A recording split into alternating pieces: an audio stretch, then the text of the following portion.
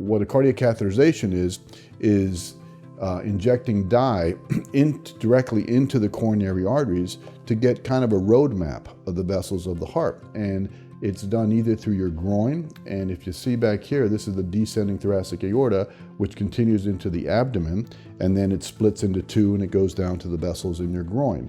So you can access one of those vessels in your groin, and they run a wire and a catheter up the aorta, right to the origin of the aorta where these coronary arteries arise.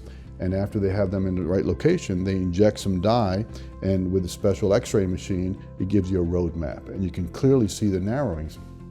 If the narrowings are in one or two vessels and in favorable locations, the cardiologists are very good at opening them up with balloons and stents, which are little metal struts. And in good hands, it's an excellent way to treat this. If people have what's called diffuse and triple vessel coronary disease, or disease in their left main coronary artery, those are traditionally left up for surgeons to fix, and that's done with a coronary bypass operation.